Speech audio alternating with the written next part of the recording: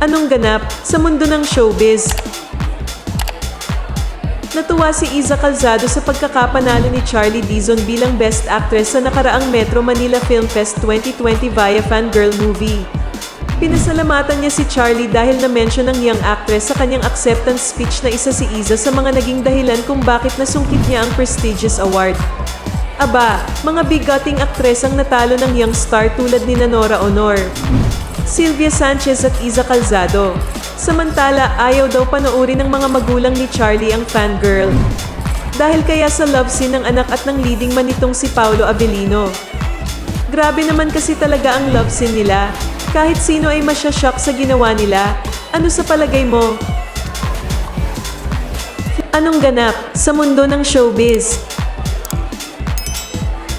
Bumuhos ang espekulasyon kung may relasyon ba sina Carlo Aquino at Charlie Dizon dahil sa tila closeness ng dalawa sa mga picture na ipinost ni Charlie. Sa Instagram post ni Dizon, makikitang nag-upload siya ng ilang group picture kasama ang aktor ngunit agaw pansin ang closeness nila sa mga picture. Holiday dinner. What a fun night. So nice to see my sisters from another mother. Saad nito sa caption. Nawindang ang mga netizens sa comment section dahil sa closeness ng dalawang personalidad. Ang ibang netizens ay hindi natutuwa at pinalalayo ang aktres kay Aquino.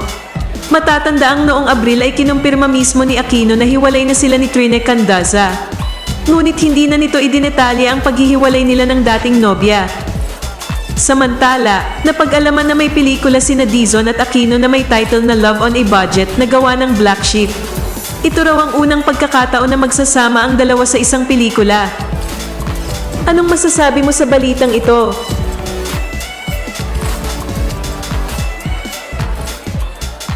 Anong ganap sa mundo ng showbiz? Iisa ang tanong ng lahat, bakit hindi ginawang flower girl ni Carlo Aquino ang anak na si Enola Nitti sa kasal nila ni Charlie Dizon?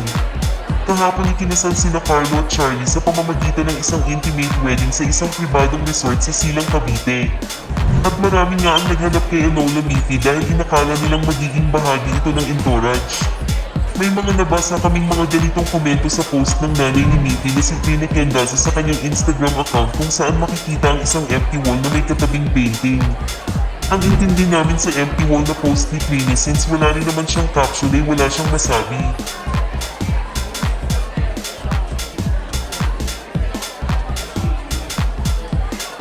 Anong ganap sa mundo ng showbiz? Ikinasal na ang aktor na si Carlo Aquino sa kanyang asawa na ngayon na si Charlie Dizon. Ang mga larawan ng kanilang kasal ay ibinahagi sa Facebook ni Mayu Okamoto Photography. Kinumpirma rin ang kanilang kasal ng ABS-CBN News reporter na si MJ Felipe. Makikita sa post ni Mayu na masaya ang dalawa sa kanilang kasal.